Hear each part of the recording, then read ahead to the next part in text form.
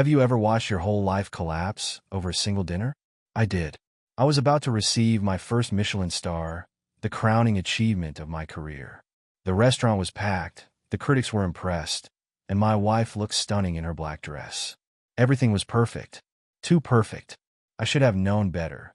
In the kitchen, when something looks too good to be true, it usually is. By midnight, I would discover that success has a bitter taste, betrayal comes with a hefty side of karma, and revenge is a dish best served. Well, you'll see how I served it. This isn't just another cheating story. This is about how I turned the worst night of my life into the best decision I ever made. It's funny how life can change in an instant. One moment you're on top of the world, and the next, everything crumbles like a poorly made souffle. I'm Ryan, and this is the story of how my perfect life fell apart during what should have been the crowning achievement of my career. Maybe if I'd spent less time perfecting my demi-glace and more time noticing the warning signs, things would have turned out differently. They say success comes at a price, and believe me, I paid dearly for mine. For 15 years, I poured my heart and soul into becoming one of San Francisco's most respected chefs. From 12-hour shifts as a line cook to learning under Michelin-starred masters in France, every burn scar and sleepless night was a step toward my dream. The smell of butter and herbs, the sizzle of a perfectly seared scallop, the rhythmic chopping of vegetables. These weren't just sounds and smells. They were the soundtrack of my life. My restaurant, Maison, wasn't just another fancy eatery in San Francisco's crowded culinary scene. We opened 3 years ago in a historic building near the Ferry Building, and through sheer determination and countless 18-hour days, we'd become the hottest reservation in town. Food critics called my cuisine revolutionary and soul-stirring. Regular customers became friends, and friends became family. My team was hand-picked and fiercely loyal. We'd been through fire together, literally and metaphorically. Olivia, my wife of 8 years, always said I had a gift. We met when she was doing a food photography spread for her magazine. She walked into my previous restaurant's kitchen, camera in hand, designer heels clicking on the tile floor, and I knew she was something special. You don't just cook food, Ryan, she'd tell me. You create experiences. And she was right. Every dish that left my kitchen told a story. Every plate was a canvas. She understood the demands of my profession, the late nights, the perfectionism. At least I thought she did. Looking back, there were signs. The way she started working late more often, how she'd get these mysterious calls during dinner service. But I was too focused on my own world, my own ambitions. The irony? I could spot a pinch of missing salt in a complex sauce, but I couldn't see what was happening right in front of me. That night, everything seemed perfect. The Michelin inspector was coming, and this was our shot at culinary immortality. I'd spent months perfecting the tasting menu, each dish a carefully choreographed dance of flavors. The dining room was buzzing with energy, the soft glow of custom lighting, making everyone look like they were in a movie. The fog rolled in from the bay, creating the perfect San Francisco ambience outside our windows. My team was operating like a well-oiled machine. Jake, my sous chef, was expediting with military precision. Sarah, our pastry chef, had outdone herself with a chocolate dessert that looked like a work of modern art. Even the new guy, Tommy, was nailing every plate. Olivia arrived early, turning heads in her black Valentino dress. She worked the room like the media professional she was, chatting with regulars, making everyone feel special. When she caught my eye through the kitchen pass, she raised her champagne glass and winked. God, she was good at playing her part. Little did I know, this would be the last supper of my marriage. As I plated another perfect dish of my signature honey lavender duck, I had no idea that my world was about to implode. They say every great chef has a signature dish. Mine was about to become a recipe for disaster. You know that feeling in your gut when something's off, but you can't quite put your finger on it? Like when a sauce is missing something, but you can't identify which spice. That's how I felt that night as I watched Olivia work the dining room. The Michelin inspector was sitting at table 7. Not that we were supposed to know who they were, but in this business, word travels fast. I was in my zone, calling orders, perfecting plates, conducting my kitchen orchestra like a well-oiled machine. 2 duck, 1 halibut, fire table 9. The rhythm of the kitchen was my happy place. But something kept pulling my attention to the dining room. That's when Marco, one of my line cooks, nudged me. "Yo, chef, your wife's getting pretty chummy with that suit at the bar." I glanced up from the plate I was garnishing. Sure enough, there was Olivia, perched at the bar like she owned the place, laughing a bit too hard at whatever Mr. Designer's suit was saying. The guy looked familiar. James or Jason or whatever his name was, some hotshot restaurant investor who'd been sniffing around lately, talking about expansion opportunities. "Keep your eyes on the risotto, Marco," I said, trying to sound casual. But something about the way Olivia touched the guy's arm made my stomach twist. She'd been doing that a lot lately, getting cozy with potential investors, saying it was just business. Talk about having too many cooks in the kitchen. The night was going smoothly otherwise. The inspector had just finished their main course, my signature duck with honey lavender glaze, and the feedback was stellar. Sarah's dessert was up next, a chocolate masterpiece that looked like modern art on a plate. That's when I noticed Olivia checking her phone for the 100th time, her face lit up by the screen's glow. "Hey, babe." She caught me during a rare, quiet moment, poking her head through the pass. Something came up at the magazine. Emergency editorial meeting about tomorrow's deadline. You know how it goes. She gave me that smile, the one that usually melted my heart. "Don't wait up, okay?"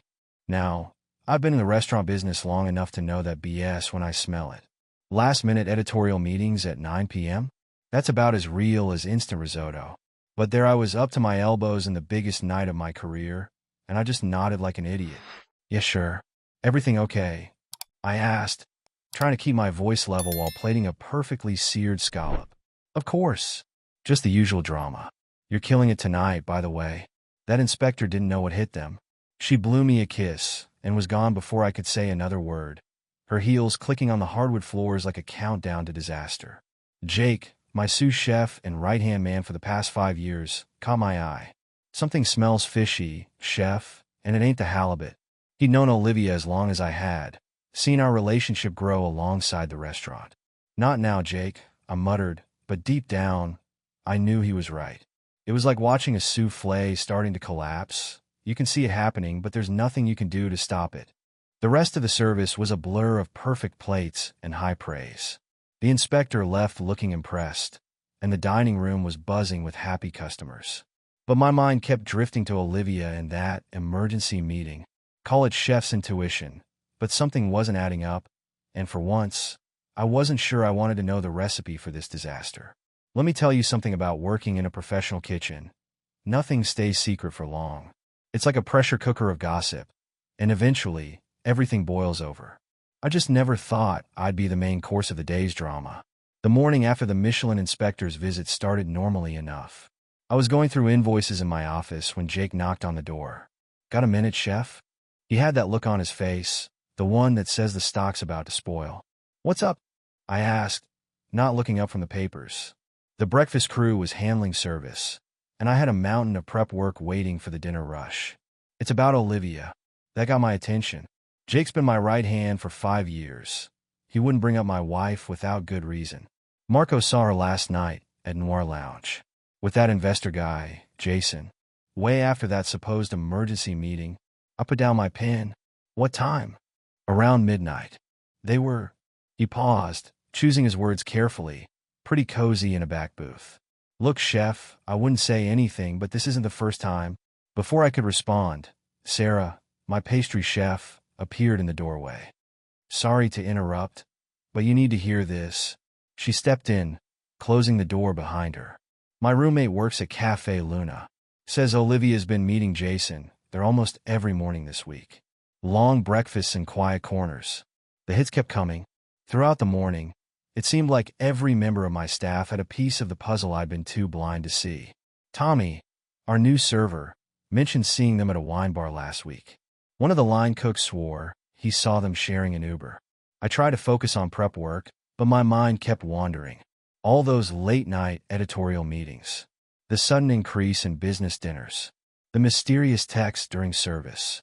My knife moved on autopilot, dicing herbs while I connected dots I'd been ignoring for months. Maria, our hostess, dropped the final bomb during lunch service. "Chef, I wasn't going to say anything, but..." She glanced around, making sure no one else could hear.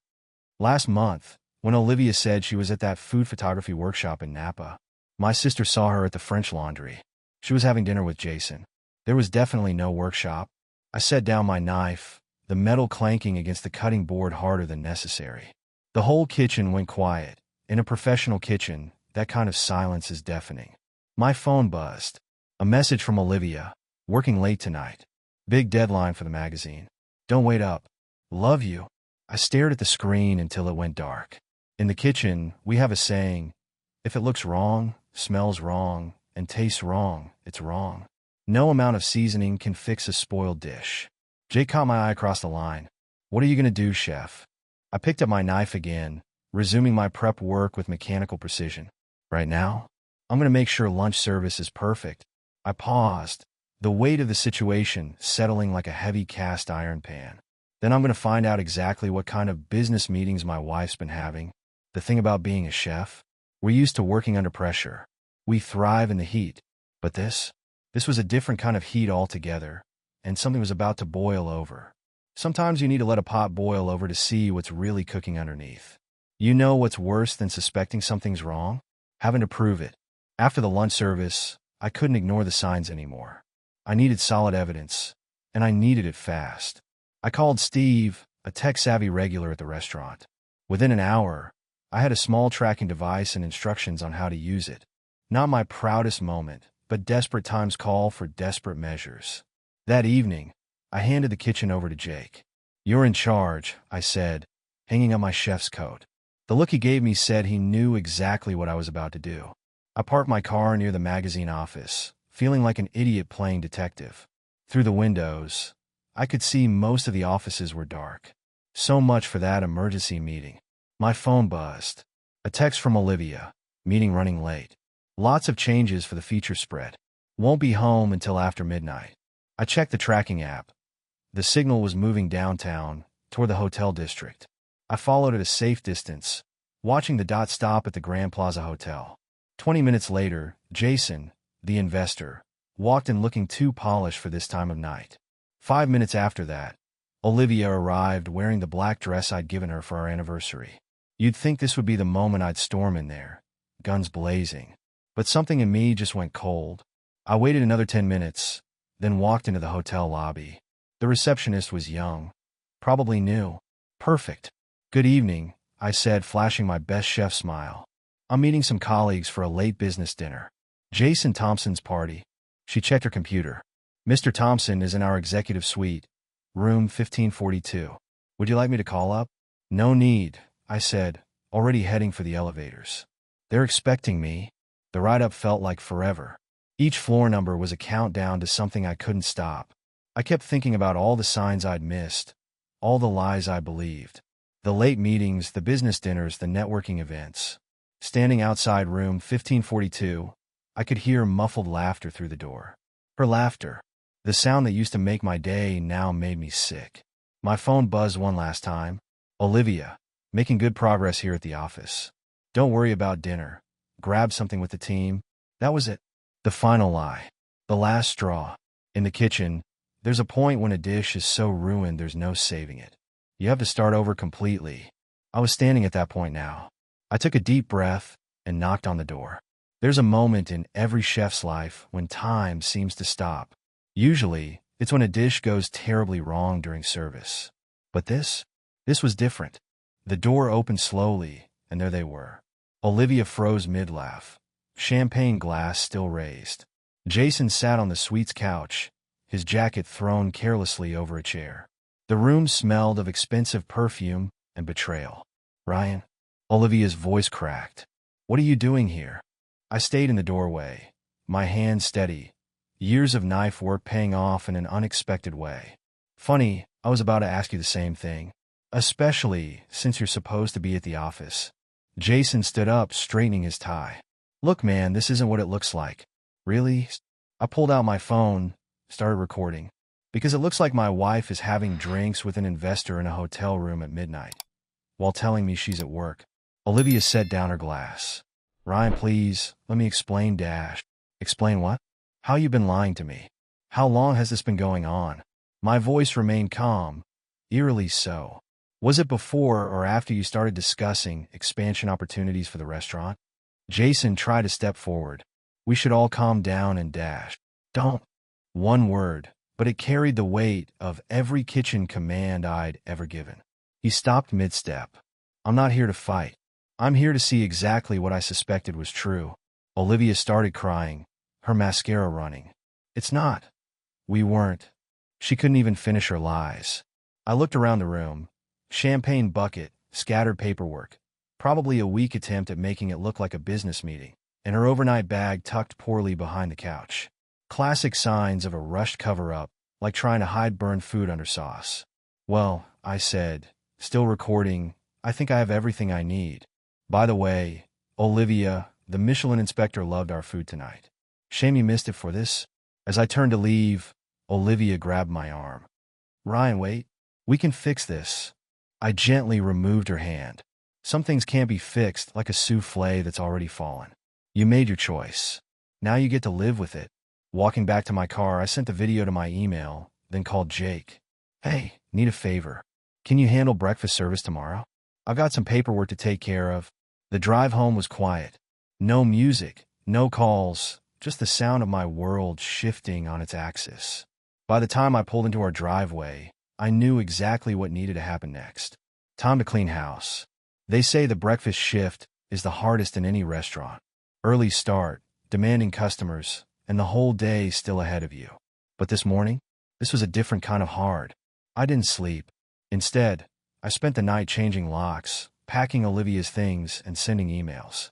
By sunrise, I contacted a divorce lawyer and forwarded that hotel video to my personal email about 20 times.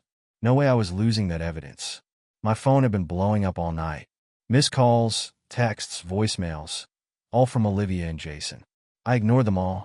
In the kitchen, when something's burnt, you don't keep tasting it to make sure. Jake met me at the restaurant early. Chef, you look like hell. He paused. Want me to tell the staff you're not coming in today? No, I said, tying my apron. The kitchen is the only thing that makes sense right now. We worked in silence for a while, prep lists keeping us busy. Then Sarah arrived, took one look at me, and knew. Word spreads fast in a kitchen. By the time the morning crew arrived, everyone knew something was up. That's when Olivia walked in through the back door, still wearing last night's dress. Ryan, please, we need to talk. Her mascara was smeared, hair a mess. Not exactly the polished image she usually maintained. I kept chopping vegetables. Nothing to talk about. Your things are packed. They'll be at your sister's by noon. You can't just throw away 8 years of marriage. The knife hit the cutting board harder than necessary. Funny, that's exactly what you did in room 1542. She tried a different angle. What about the restaurant? The expansion plans? We were going to build something amazing. No, I corrected her. You and Jason were planning something. I was just the chef you were using to get there. The kitchen had gone quiet. Everyone was pretending to work while watching our drama unfold. In any other situation, I'd send them all on break. But right now, I needed witnesses. It wasn't like that. She was crying again. Jason it just happened. Things don't just happen in my kitchen, and they don't just happen in my marriage. I finally looked at her. You made choices. Multiple choices, over multiple months. Now you get to live with them. One of my line cooks dropped a pan. The clang echoed through the silence. What am I supposed to do now? She asked, voice small. That's not my problem anymore. But you need to leave. We're about to open for breakfast. She stood there, mascara running, looking lost in the kitchen she'd once posed in for magazine photos. Finally, Jake stepped forward. I'll walk you out, Mrs. D. After she left, the kitchen stayed quiet for exactly 3 seconds. Then Marco called out, order in, and just like that, we were back in service mode. Because that's what kitchens do. We keep moving, keep cooking, keep serving. Sometimes the best revenge is just doing your job perfectly. News travels fast in the restaurant industry. By lunchtime, every chef in San Francisco knew about Jason's failed investment strategy. Turned out I wasn't the only restaurant he'd tried to muscle in on through similar methods. Just the first one to catch him in the act. The lunch rush was just ending when my phone rang. It was Jean-Paul, my old mentor from France. Ryan, mon ami, I heard what happened. These investors, they're like rats in the kitchen, always trying to steal what isn't theirs. Pierre at Le Petit told me this same man, tried with his wife last year. Disgraceful. I was checking inventory when Steve, my tech-savvy regular, walked in. He brought his entire office for lunch. "Hey, chef. Heard about what went down? Don't worry about that expansion plan nonsense. My firm's been looking to invest in a solid restaurant. Real investment, no strings attached." Word reached the food critics too. The same ones who'd been at the Michelin dinner. Instead of hurting the restaurant, the scandal seemed to be helping. Every table was booked solid for the next 3 months. The waiting list kept growing. Sarah caught me between services. "Chef, you need to see this." She handed me her phone. A local food blog had posted the story. Rising star chef catches wife and predatory investor, saves restaurant. Below were comments from other restaurant owners. Seems Jason had quite a history.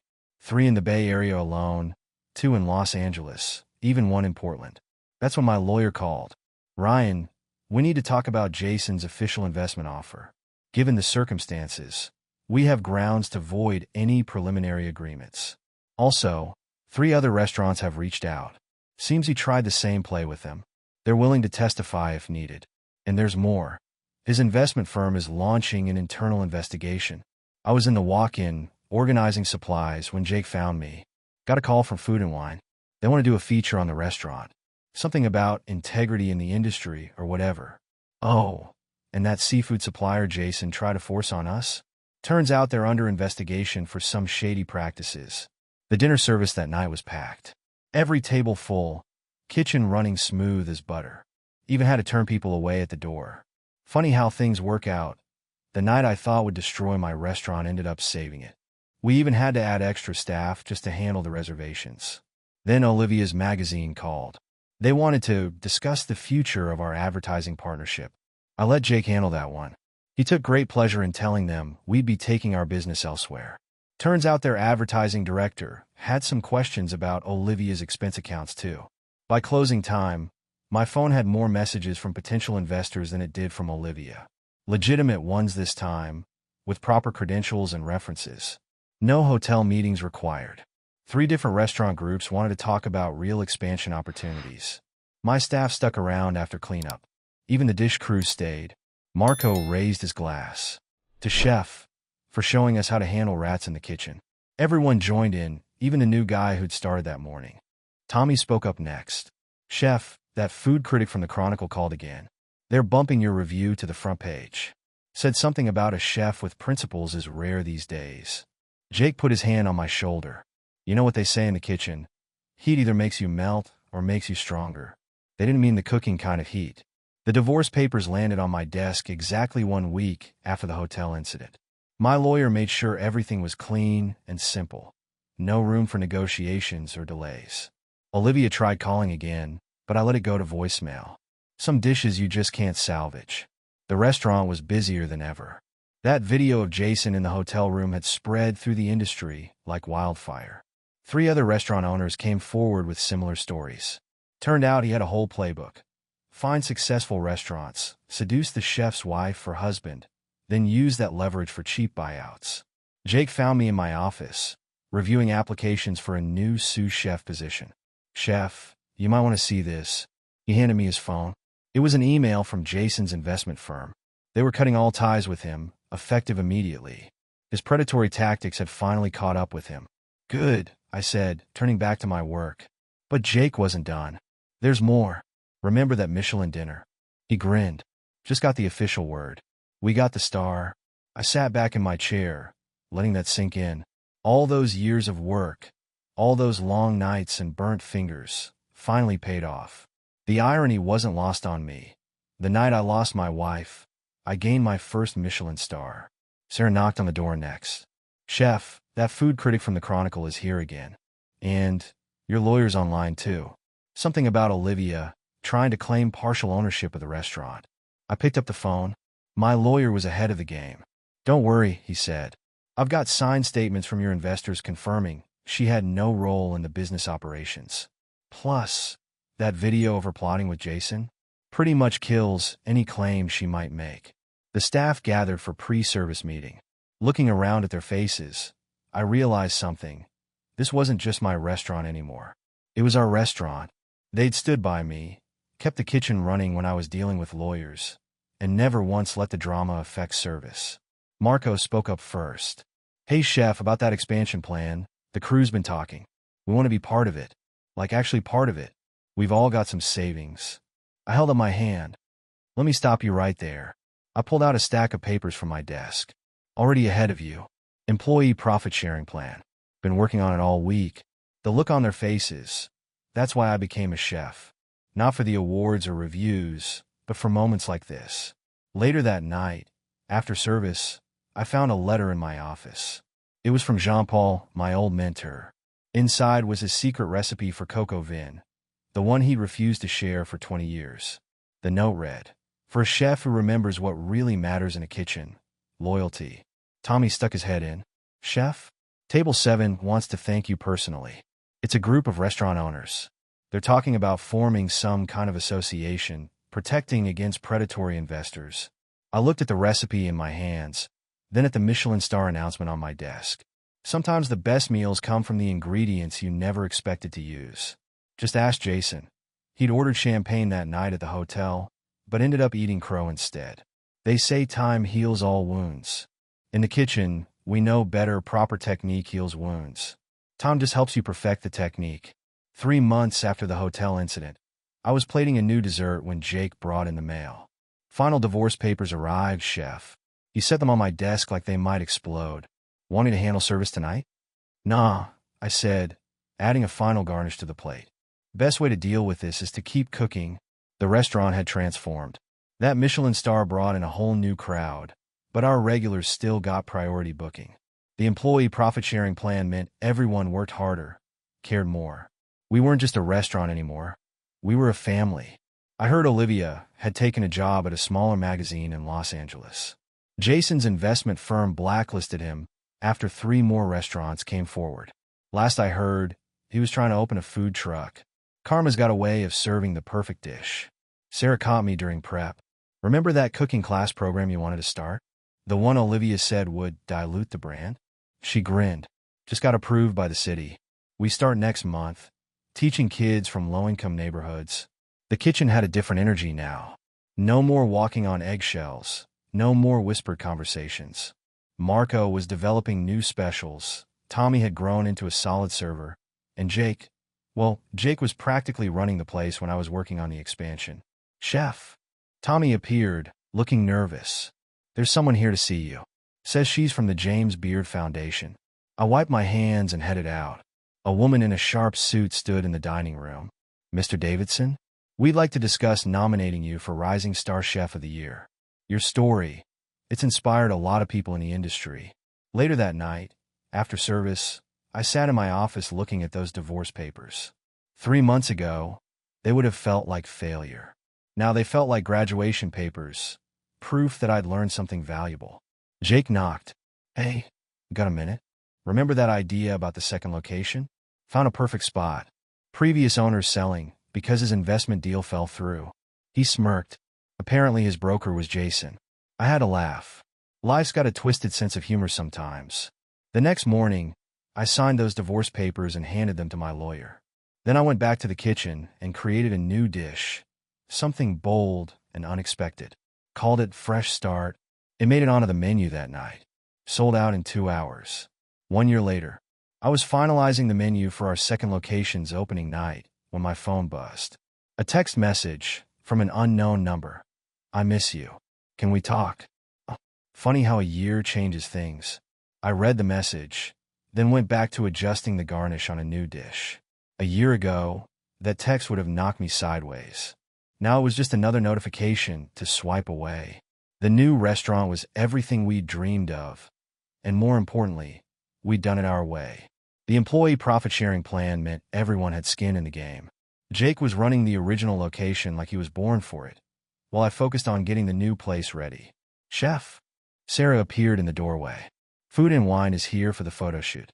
And that investor group wants to meet next week about expanding to Chicago."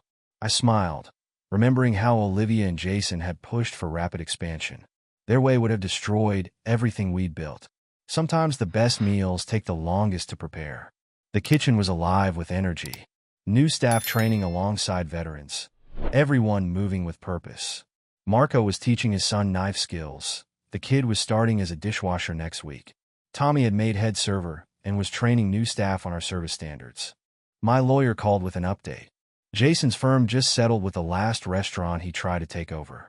He's officially done in the industry. Also, Olivia's magazine just went under.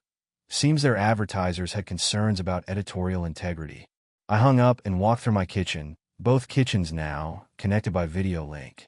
2 crews working as one, dishes flowing out like a synchronized dance. This was what success really looked like. Not fancy investors or magazine spreads, but people working together, creating something special. The James Beard Award sat on my office shelf, next to the Michelin star plaque. Nice to have, but not why we did this. The real reward was in the kitchen, in the dining room, in the faces of satisfied customers and proud staff. Later that night, after both restaurants had closed, the crews gathered for family meal. It's a kitchen tradition. Everyone eats together after service. Jake raised his glass. To Chef, who taught us that the best revenge is cooking well. I looked around at these faces, my real family. Some had been with me through the worst night of my life. Others had joined along the way. All of them had helped build something special from the ashes of betrayal. I deleted Olivia's message without responding. Some recipes are better left in the past. All right, I said, standing up. Tomorrow we open a new place. Let's show them how real restaurants are run. Because sometimes the best dish you can serve is success.